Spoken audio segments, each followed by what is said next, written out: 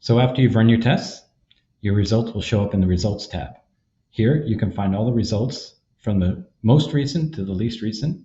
As you scroll down, you can see their page, so you can go back and further in time to look at results.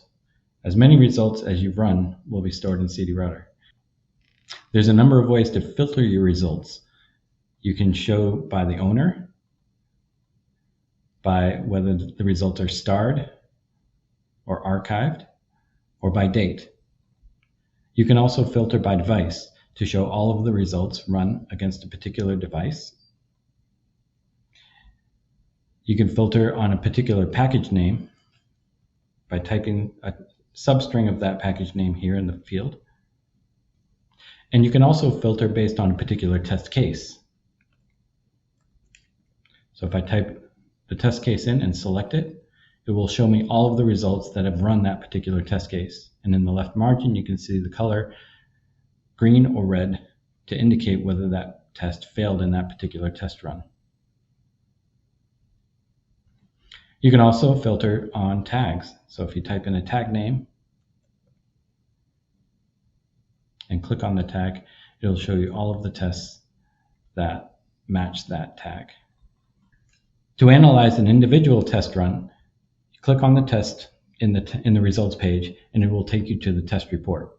At the top, you'll see the status of the test result, the number of tests that passed and failed, which test package, device, and config file you used during that test.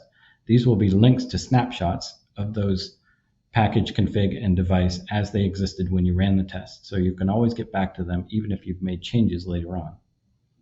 If you click the plus sign here, that will provide some additional information like which interfaces were used during the test, when it started and stopped, the tags associated with it, and you can also add notes for this particular test run to mark anything that important that might have happened during that test run.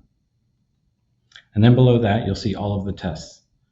Each one has an indication in the left side to show whether it passed or failed, a green check mark for pass, and a red X if it failed.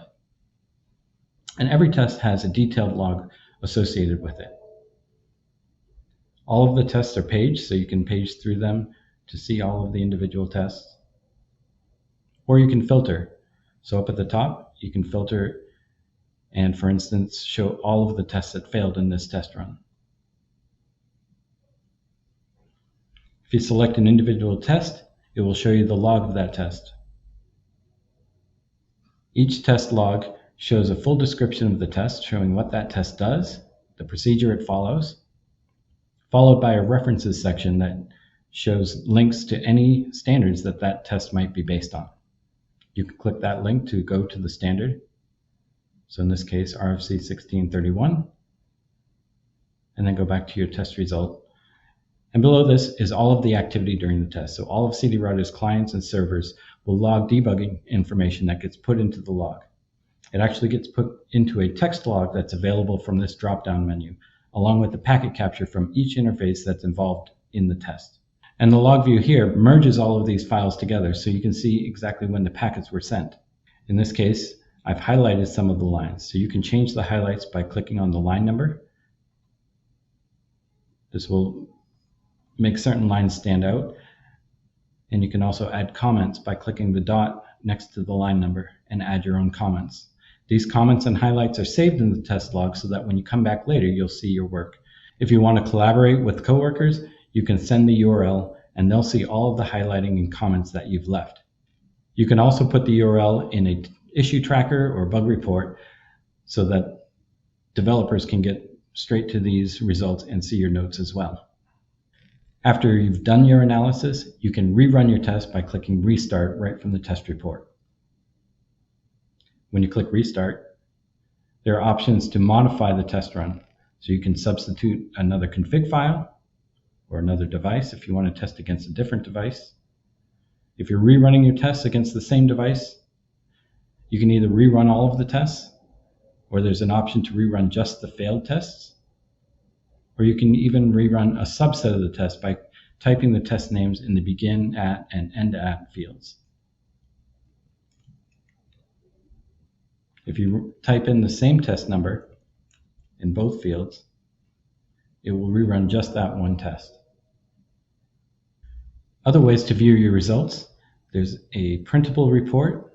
This gives you a high-level view of the test results without all of the debugging or logging information. Shows you the device that you tested against, how many tests passed and failed, and all of the test results. You can send this URL to let others view the report, or you can print it to a PDF and email it.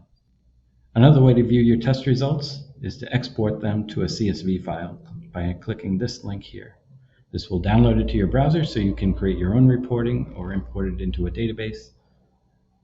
There's also a graphical view of your results that you can get to by clicking the Visualize button. This will show you all of the tests that ran and their status and the time they took relative to each other. You can click the Visualize package to compare this test run against previous test runs over time. So here's the test results that we ran most recently and the ones before it. So you can easily see any changes in your test run or the test environment that might have been caused by changes in firmware. Another way to compare your test results to each other is by selecting them and using the Diff Results tool. You can compare up to 5 test results in a table to show you the status of all of the tests throughout each of those test runs and any differences between them. So any tests that are running inconsistently will show up in this table. There's a filter here so you can only show the differences. And then if you want to investigate any of these, you can get to that test result just by clicking on the cell of the table and do your analysis.